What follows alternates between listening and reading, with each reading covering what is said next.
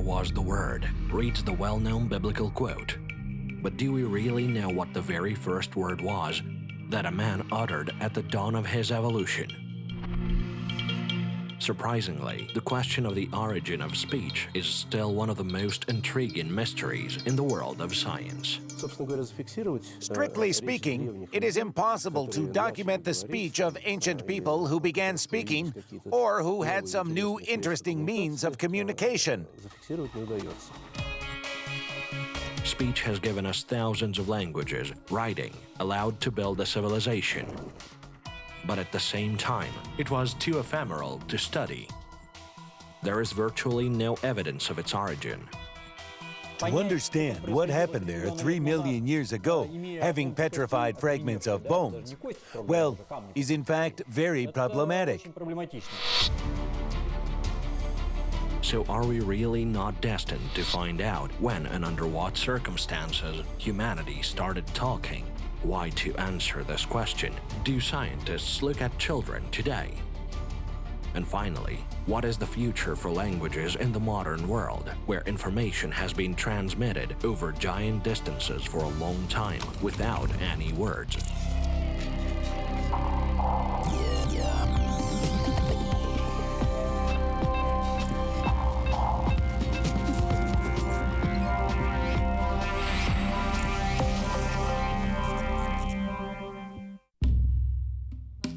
Ба, би, бе, бо, бу, бы, ба, бо, бу, бы, ба. The man's speech began with monosyllabic exclamations similar to the sound of ba, boo, or do, Dutch anthropologists claimed not long ago. Probably this meant some kind of approval or a call to action. Scientists made these conclusions after a series of experiments. They reconstructed the speech apparatus of the first representatives of the genus Homo using plastic tubes, and in order to understand what their speech might have sounded like, they let the air pass through this construction and analyzed the sounds received.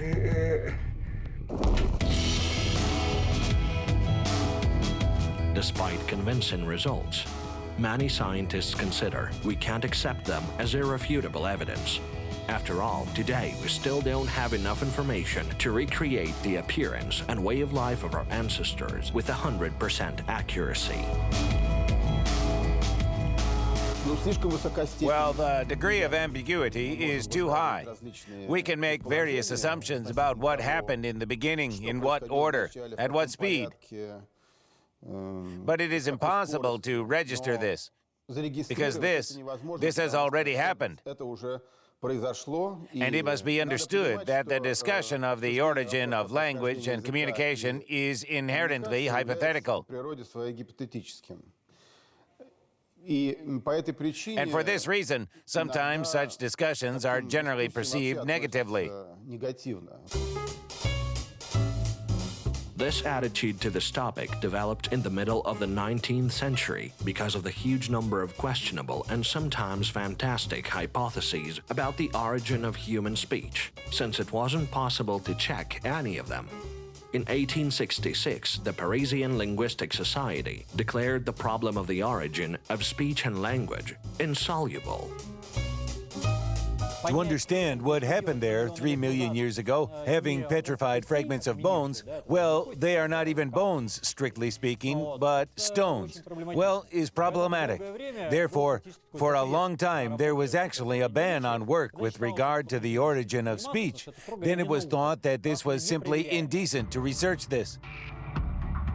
But since then, science and anthropology in particular have created new opportunities and methods that allow us to make assumptions and put forward hypotheses. So it has become obvious that before the man was able to speak briskly, millions of years had passed. It has also been possible to find out at which stage of evolution our ancestors began to make attempts to speak.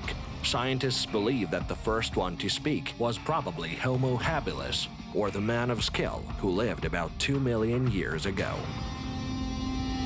That is, they still didn't exactly speak like we do, but at least they moved like this. Moreover, it is indicative that when the modern man makes a stone tool, and if you look at what is going on with his brain, you can see that his brain area is responsible for hand movements and for speaking. That is, when the man makes a tool, he pronounces it.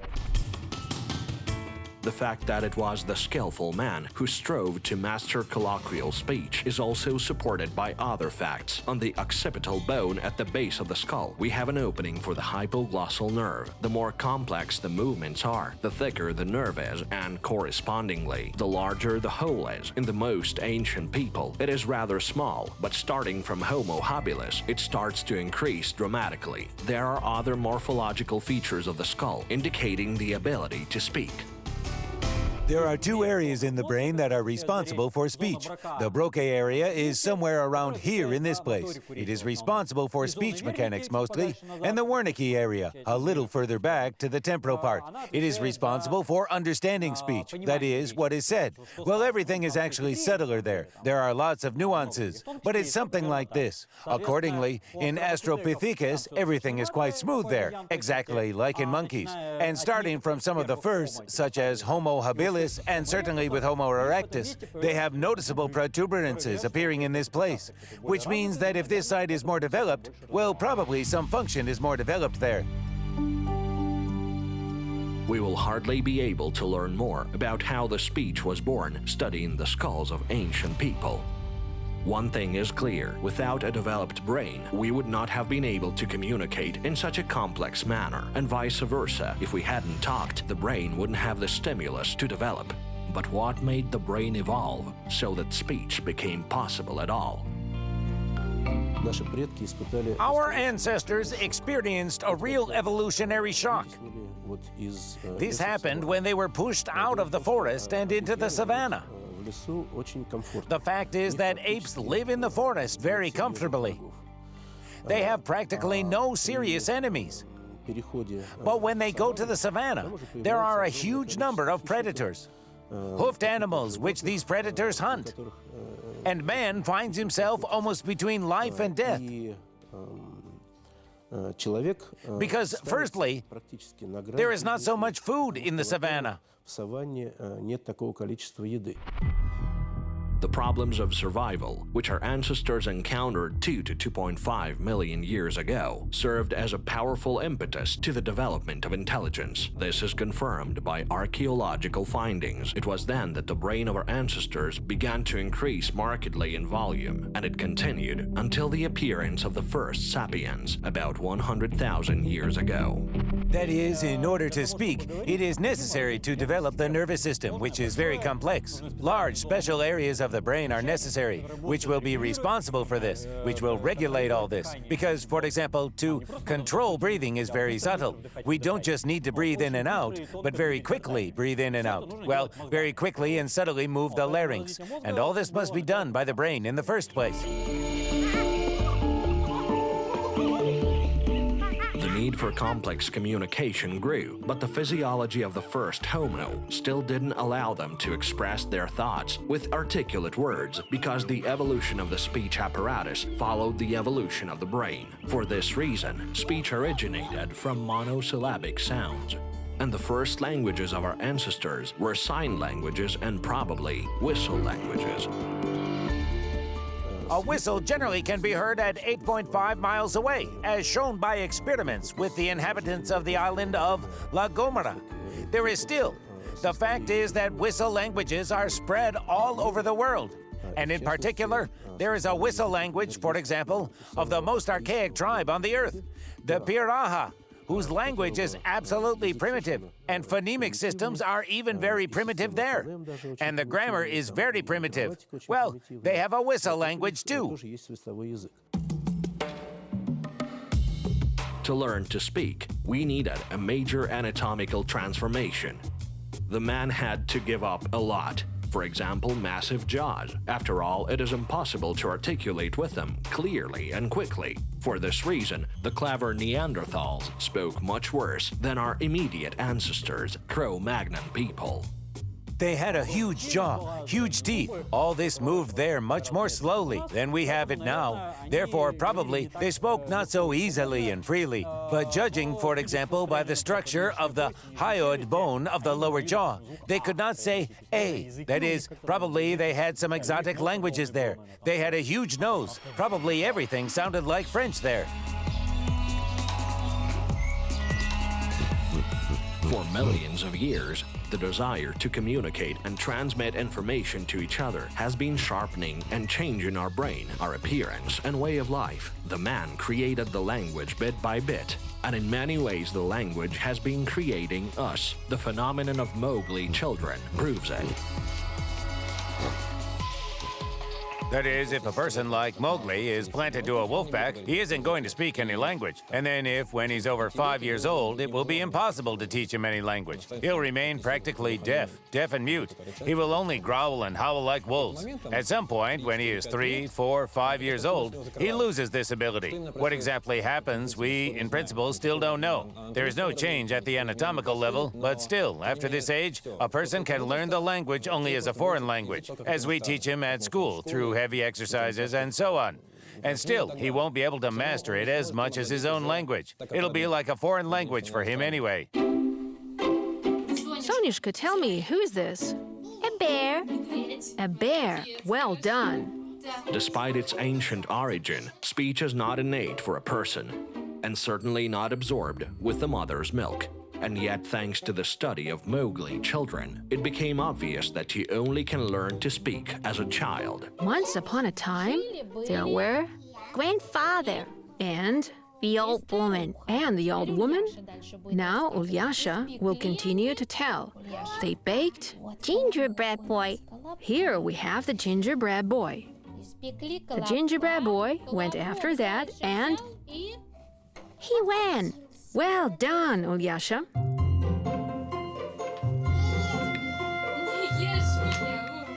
Looking at how children speak, it seems that they learn the language easily and very quickly. However, experts say, in reality, this is a rather complex and lengthy process. Normally, it takes about 8 years.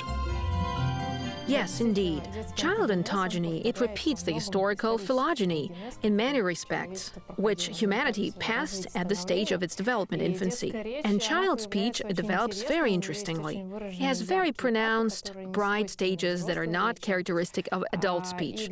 And in order to develop child speech, very many conditions are necessary prerequisites of both neurophysiological and social kind.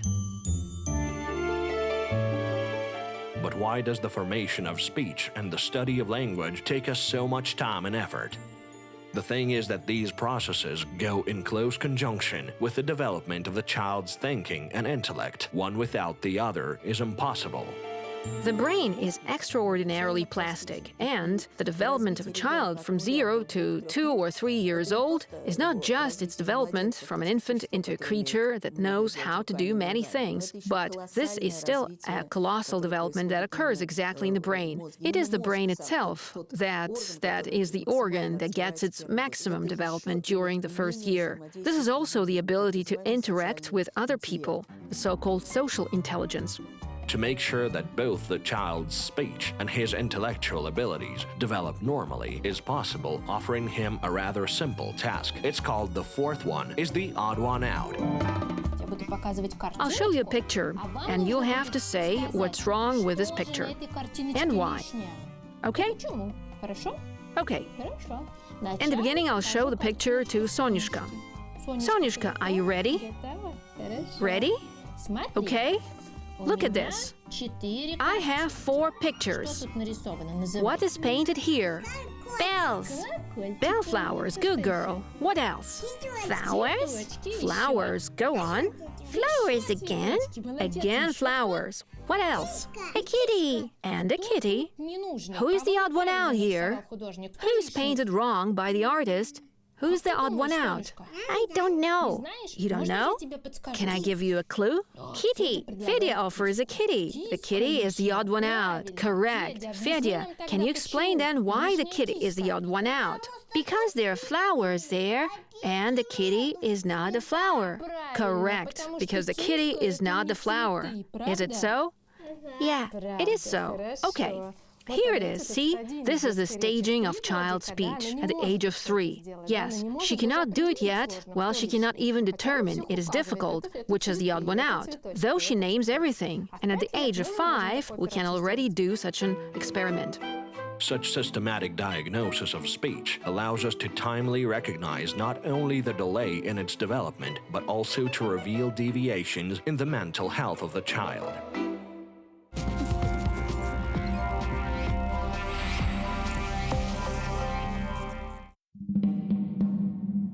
Выдра из ведра выпрыгнула, воду из ведра выплеснула. Выпрыгнуть-то она выпрыгнула, выплеснуть-то она выплеснула. Вот впрыгнуть и вплеснуть обратно не смогла. It's amazing how much information can be obtained by studying and analyzing speech. For example, one can make a portrait of a man on the basis of the phonogram of the voice alone, to understand whether he is overweight or thin, tall or small, whether he has large jaws. When exploring the written language, scientists can accurately determine which century or millennium the authors of the text lived in to comprehend their everyday life. And what kind of culture, for example, do they have? That is, well, what words have been preserved in the descendant languages? So this was perhaps what they had there. They were farmers or hunters. They lived near the sea or in the desert. What kind of plants, animals, etc. they had there? This can be done several steps deep down there. Well, to reconstruct 10 to 15 millennia back. Thanks to the study of ancient written sources and their comparative analysis, scientists managed to reconstruct many archaic languages. For example, Akkadian, which was spoken by the inhabitants of ancient Mesopotamia, and even pre-Indo-European. It became the ancestor of almost all European languages. However, it is not yet possible to understand what it sounded like and what the very first human language was like. After all, it existed before the invention of writing. The only thing the linguists are sure of, it was not fundamentally different from any of the modern languages. That is, they of course differ in terms of sounds. They differ in terms of the availability of words for rely. But the fundamental structure of language as it was, say, 5 millennia ago is the same. It is the same for both tribes, for the Papuans and for Americans and Britons. Therefore, we have no reason to assume that 10,000 years or 20,000 years ago, the language was fundamentally different. In addition to the method of comparative analysis, linguists don't yet have another reliable method for reconstructing ancient languages.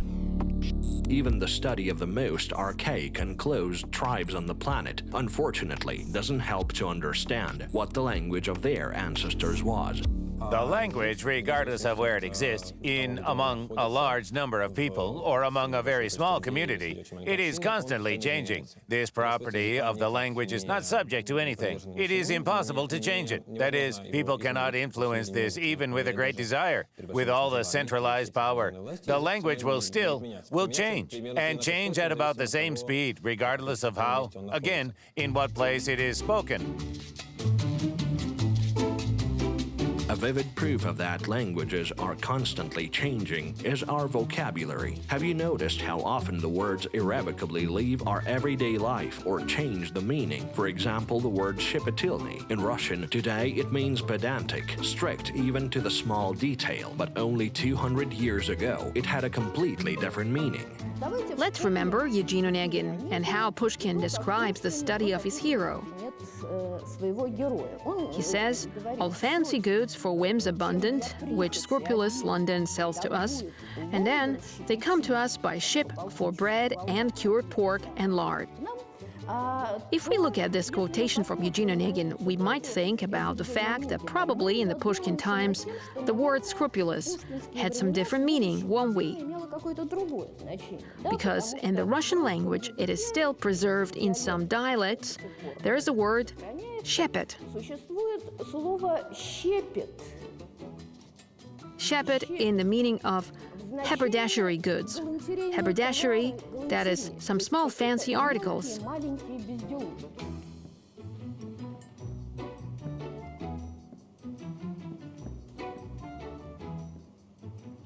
And щепет. And where does this word come from? And it comes from the well-known word shepa, which means a wooden chip.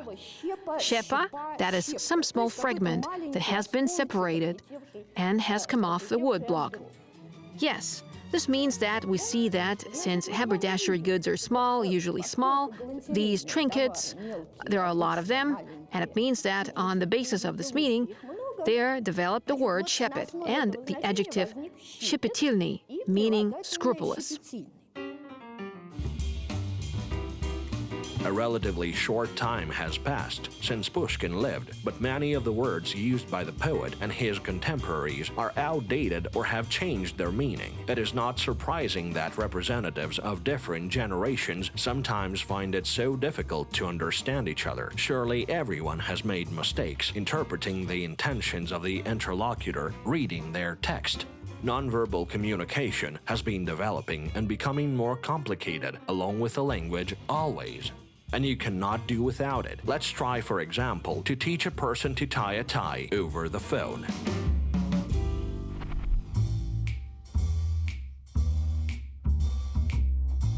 Let's carry out an experiment. Ivar, who knows several techniques of tying ties, will instruct Anton, who doesn't know how to do it at all. Hello? Hello? Yes, hi. Well, are you ready? Yes, quite ready. You can start. Okay, I'm switching on. Wait, I'll turn on the loudspeaker mode now. Okay. Well, okay, I'm ready. Well, look, now the most difficult thing. Take the tie and put it on your neck. The young people quickly figured out how to put the tie on the neck and get it ready for tying the knot. However, it was easy to notice how carefully Ivar was choosing words to describe some successive actions, worrying that Anton would not understand him.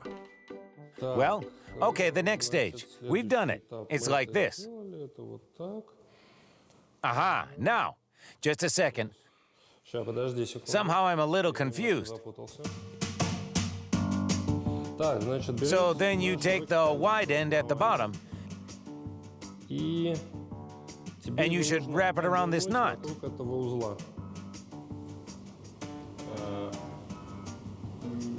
What do you mean? Well, you put it through and got its end out. So you take it and wrap it around your tie. That is, you should... Well, in fact, you have this knot, and you should put it around it to wrap it around. Wrap it so that you cover it from above.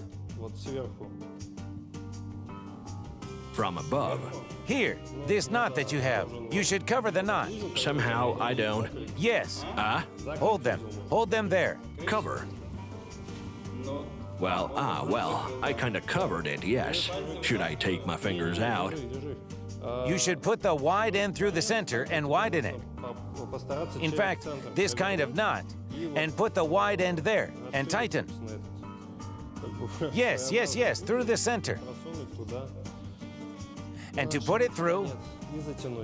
Through the center, through the bottom? Yes, through the center. Whoa. Put it right where my fingers are, right? Yeah. Wow. Well, what? Well, I'm not sure. Well, let's say you've done it. But I have some, like... well, that's about...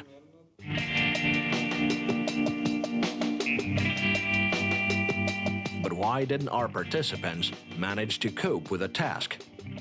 The fact is that human communication is a very complex system. It cannot realize all the tasks with words only. To understand each other, we need to see the interlocutor, read his facial expressions, analyze gestures. However, it is possible that in the future, we will expand the boundaries of our communication. But if a man needs to improve this, and there will be time and resources for that, and 100 million years ahead, yes, then we will be there. I don't know, to communicate telepathically, or whatever will be there. But it will certainly happen. Another thing is that for this to happen, there must be a need need for this to happen. And if it isn't necessary, and it is enough not to talk, but to express your thoughts somehow differently, or you won't have to express your thoughts at all, then this will all be lost. That is, if we have I don't know, if there are any automatic machines that deliver to our mouth tasty things, and we don't have to speak, then this ability will atrophy, and we won't speak anymore. However, any of the hypotheses predicting the future of human speech remains nothing more than a bold fantasy. It is only one thing that is clear: the language has proven to be such a complex invention of the man that so far, no science has been able to clarify its past and predict exactly the path which it will develop further.